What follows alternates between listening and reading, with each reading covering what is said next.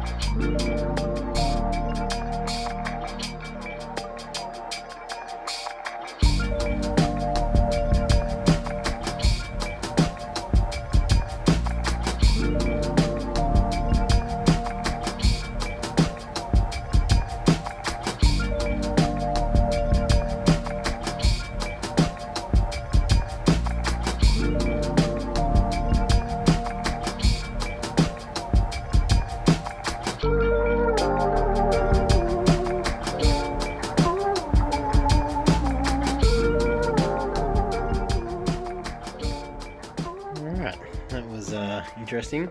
Looks like a homemade bomb a bit. We've got the intake pipe here, 10 meters, way too long, cut that down later. Going into the pump, got a little loop going back to the heater itself. I'll just put an Anderson plug for power at the top with a on-off switch below it. So this should be pretty neat. Hopefully we'll give it a test out and see if it actually pumps water.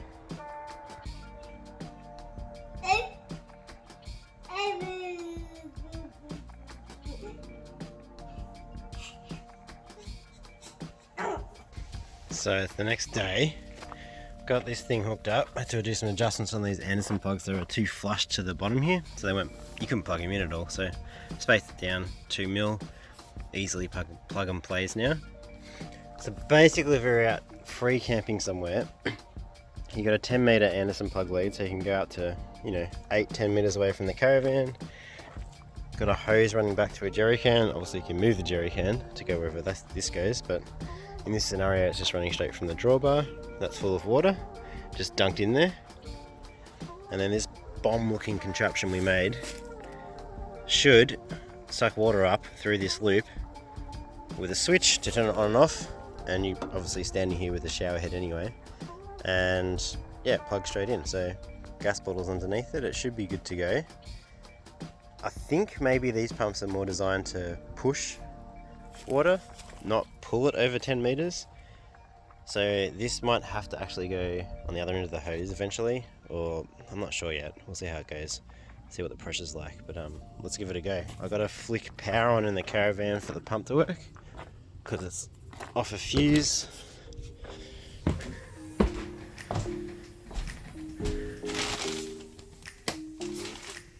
Let's turn him off, I don't need him. Batteries 12.6. 12.6, it's not awesome. It's a pretty average day there. I used it pretty heavily last night. I tested the heater out and doing some wiring, so it's probably down a bit. And then this guy should be good to go.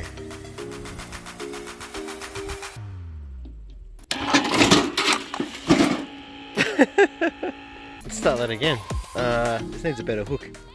I need something to lash this to. This will be tied to a tree or something probably anyway, so it's just resting on this lip. I'll press it a bit carefully with two hands now and give it a go again. Alright, that's staying there. Hopefully that's pulling water in. There we go.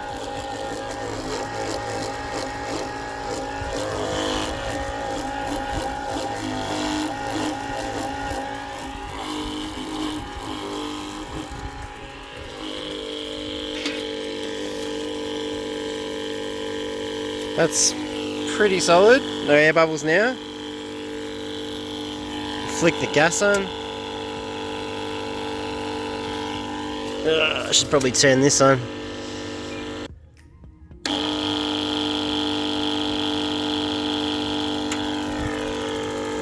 There we go. Probably a correct order to do that in. We'll see how it goes. 37, 38, 40 degrees. Yeah, that's pretty hot. So we've got a working shower at 50 degrees. We can turn that down a bit, but that's pretty cool. That works alright.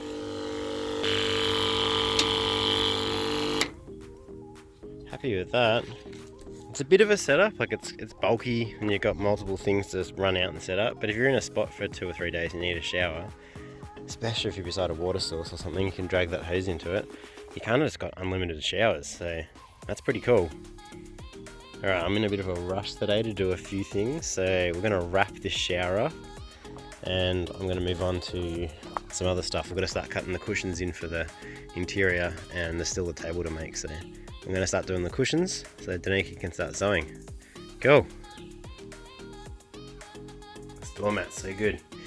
So there's been a few little additions since I finished this water supply, and that's the little electric hot water system when we're on Caravan Park power. So that guy just runs between the cold water supply from the outside and the cold tap.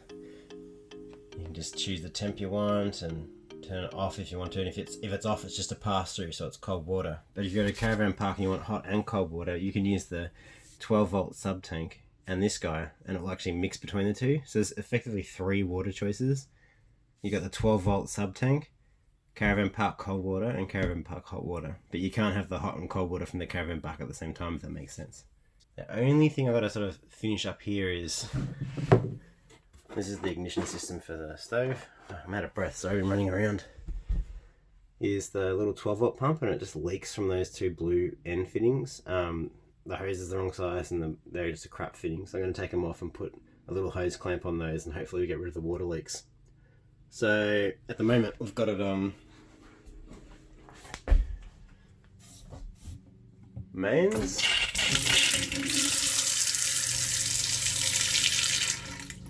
and then if we go down here, turn him on, he just heats up for 8 litres or whatever it is in there. So you don't get continuous instant, but you get a pretty good supply of hot water, enough to wash up. So this guy, the 12-volt power, which I'll show you quickly.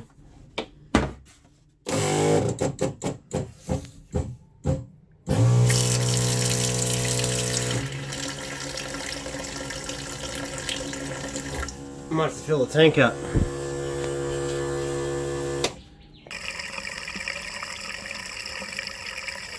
Cool, 12-volt sub-tanks filled up, so this should be a bit nicer.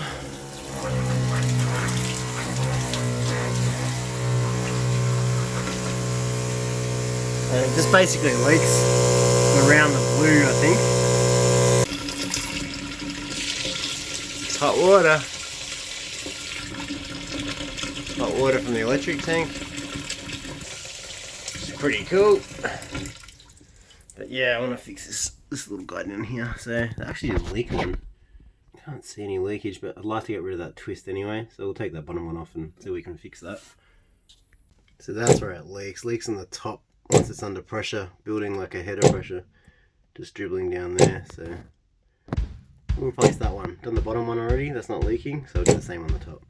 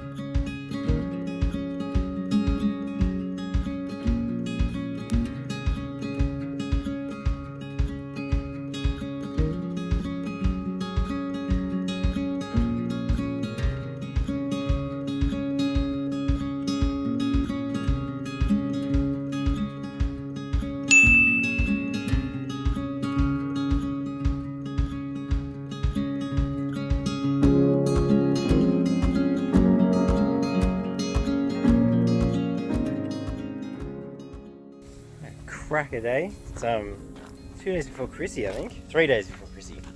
And I'm in a mad rush. We both are to get this thing done because it's been a little bit between videos, but it's looking pretty swish. It's got a few little teething problems I've got to iron out with the solar.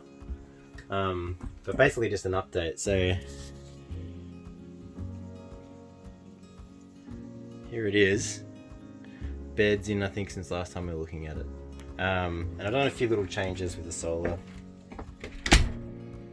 Everything's working here really well, but it was never charging the battery properly, and I mentioned that last time. It was just sitting at about 12.6, and the moment you connected anything up to it, it just dropped voltage and died. It was on the 20% battery or something. You can see here now, we're finally up where it should be for an AGM battery. Get in there, 14.9, so she's charging now, which is great because it's taken me weeks to figure out what's going on. I still don't really know, but I know how to fix it sort of to get it charging at the moment.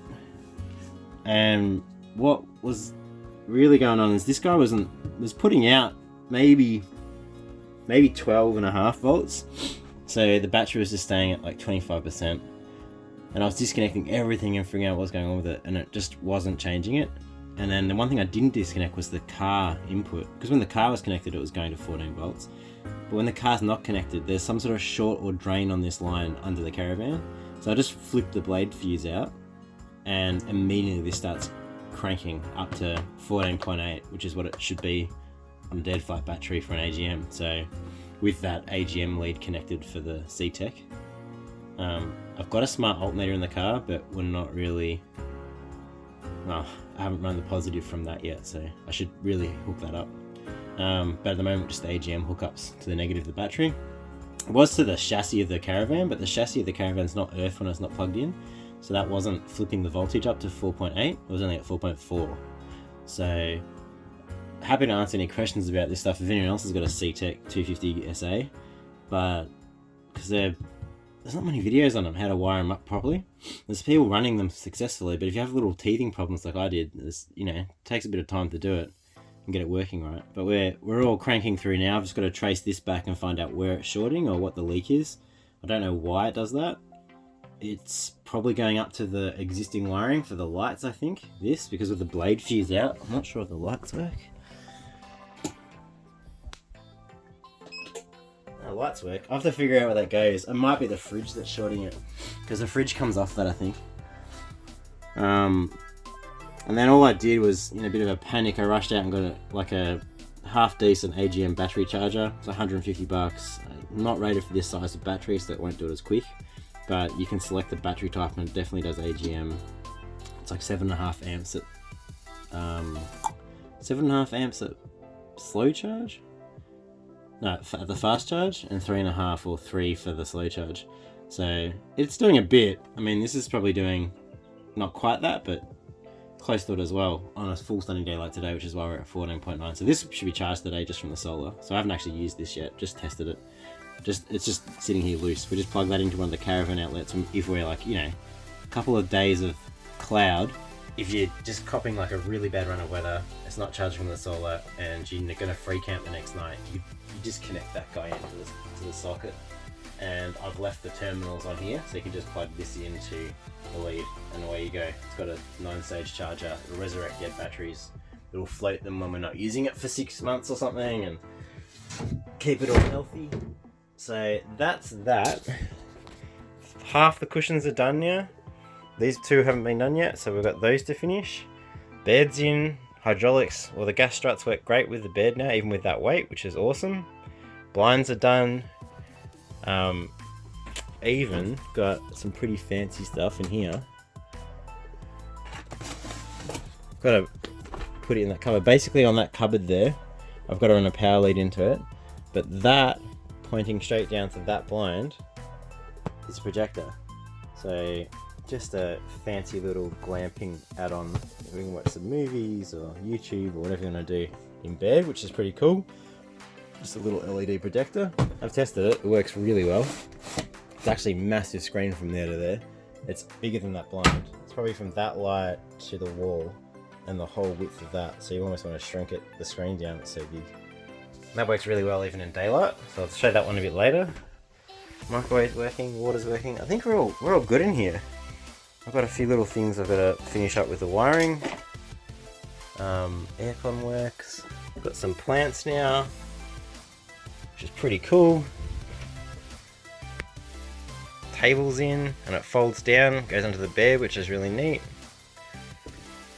Yeah, I've got the carbon monoxide and a smoke sensor, so if you're cooking in here or there's a gas leak, it'll tell you, so that's pretty cool. Peak level.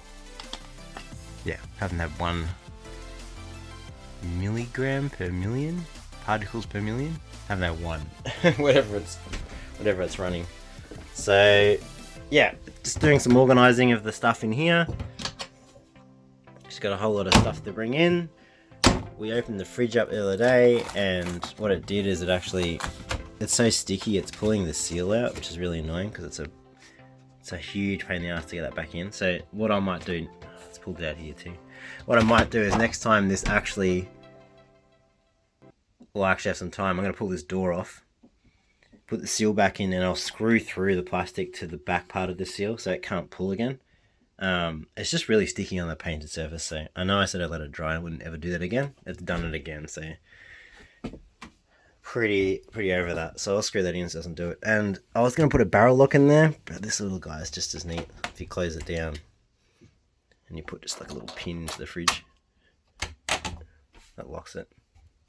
No movement, doesn't rattle, seals. So that's our lock for the travelling purposes of this trip. The other thing on the outside here, which is so glary today. It's like 42 degrees on Friday. Now it's like 20, so I can't even see anything in that caravan. Instead of me squinting, I'll show you. The other thing we do is do a little reverse camera. So this guy just picks up power from the brake light when the car's plugged in, and just sends a wireless signal to a screen in the Prado. So that's pretty funky. I've got to neaten the wires a bit, but it's on there now and the holes are siliconed, and it works really well. So it travels over the caravan, the signal down the front of the car. So next time I'm plugged in, I'll show you that one running. It's pretty cool, gives you a bit of a feed of what's going on when you're reversing. It also just when you're driving, because we've got the big mirrors, but you can't see around the side of this, even with the mirrors we've got. You have to go super wide mirrors, and I don't really want to run them. So that's really neat. So I just got to figure out the short underneath. It's a bit wordy, but that's where we're up to with the caravan. Oh man, we had an ant infestation on this thing. Did I win? It was just covered in ants. So I put some, we've got this sticky stuff here, look at that, that's all ants. That's crazy. So they were coming, there was just like 1 billion ants in this tree because we were getting scale. And the scale were just sucking this thing dry. So that's a side project. I've been battling them for a while now. Pretty happy with that win. The other loss I've had is gauze wasps destroyed my lemon tree. So I'm sorry about your apple trees, Simon and Ella. They are not quite dead. They're not quite alive. So hopefully they come back. They definitely got green wood in them. But yeah, gauze wasp everywhere in here was stuffed. We lost all this. I chopped a bunch off. We've fed and watered it now, and it's coming back. So what I'm basically doing now is we've got some new tyres for the Prado. We were pretty much out of just the road ones. We've got some all-terrains now. They came with Dunlop A220s. They were shagged. We've got some BF Goodrich KO2s. Just slightly wider, no bigger than the standards. I think they're 275 65 17s. And I've got a suspension upgrade for the car too. They're pretty soft standard suspension, and we're just going 2-inch lift with heavy duty front because it was sagging so much with that bull bar and winch combo. It was like basically just super nose heavy. So I'm going to be doing that today. Hopefully get it all done.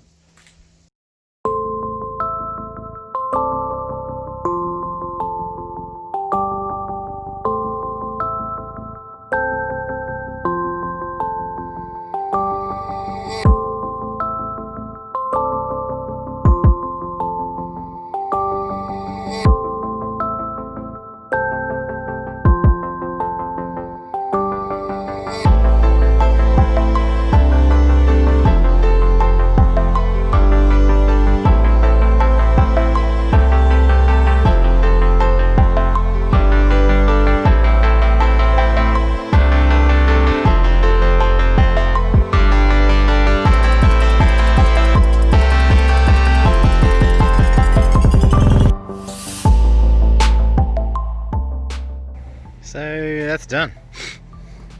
The back wasn't anywhere near what the fronts were, just a bit hard to wrangle the springs and the shocks in.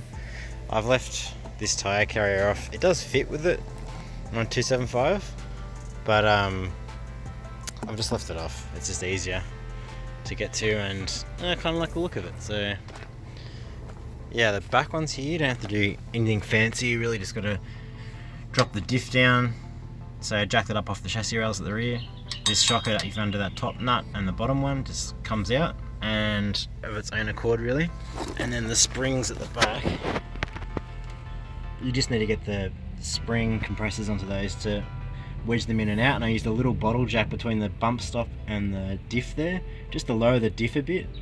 And with that being a bit lower, you could get that new spring, which is slightly taller, back in. So I reckon the rears come up quite a bit. It's meant to be a 2-inch lift. What's that, 50 mil? I reckon it's come up about 80 mil because it's heavier duty and there's no weight in the rear at the moment. It still rides alright. It's not anywhere near as firm as I thought it was going to be, so it's quite nice. The front, well, it's come up maybe 25-30 mil. It's not level, and I don't really care about it being level, but I mean, it's barely come up at the front at all. It's carrying a lot of weight in the nose. You've got the winch, the bar, dual batteries. So I'll see how it goes with this trip in the Caravan. The Caravan probably lower the back a little bit, but if I'm not happy with that still, I might look at getting a 3-inch lift in the front, or just some spacers to pop that nose up a bit more. Spacers are about $60.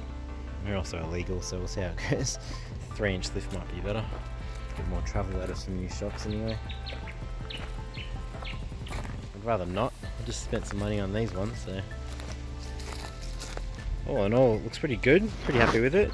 Tyres look neat. I think needs a wash, but what I think I'm going to do as well is just cut that hoop out on top of the car, so it's just a flat rack. That way if I do another 30 mil on the front nose, the whole car will be the same height as it was before the lift. I mean, be under if I take that hoop off, so she can still get into 2-meter car parks and things like that. So yeah, pretty happy with it. It's looking good. Just a bit more height in the nose maybe. Yeah, I was filthy, had a wash. And it probably took about, you'd probably want to allocate 3/4 of a day, and you could do it in like a morning the second time around if you hadn't done it before. Now that I know what points to compress and where to wrangle things in and out, you could get it done in probably 2 or 3 hours, even quicker I reckon, without a hoist. But it took me realistically 6 hours just plodding along doing my own thing. So yeah, it's alright, it's doable. What's going on with that cupboard? Oh, he's on the piss. As it closes alright, that hinge must be bent. Kind of some of the last things I've got to do. We put the flywire patches on here, which is just sticky flywire on both sides of the window, because there was rips on these three, 1, 2, 3, but they look shit. Like, nice new windows and everything, cleaned, and yeah, you got this like patch you can't see at the bottom, so that kind of bugged me. So I just jumped on about a week ago and bought 3 new ones for those ones, so hopefully they fit. 3 for those windows, and I got 2 new winders, because each of these windows has broken winder, but you can make do with one, but that one's got 2 broken ones, so you can't wind that window in and out at all. So I'll replace those, and when these ones break finally, I'll do them as set by set. They're pretty expensive, they're $35 a pair, so I didn't want to spend $150 on all the windows. These are about $40 each, so $120 there just in fly screens, just for aesthetics, because there's no reason to get them apart from the way it looks. But let's do them now and get them out of the way. So they're not too bad to get off, a little bit fiddly, but if you get it going in a corner, and I've already taken these off, so they're a bit easier now. And they were a horrible colour, but just spray painting in black makes them good, but we've got new ones there anyway. So you get a corner off and you can just start peeling.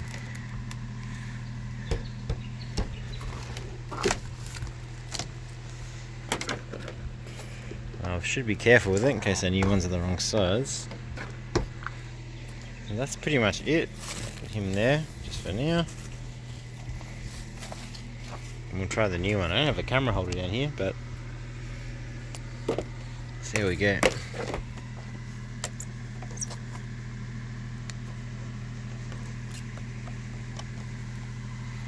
It just clicks onto like a rim, like a rail. It's not that bad.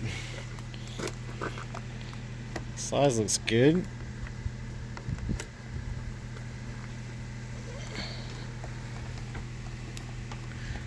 Uh-oh.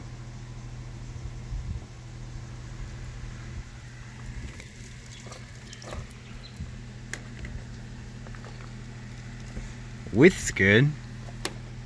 Drop's wrong. The hell?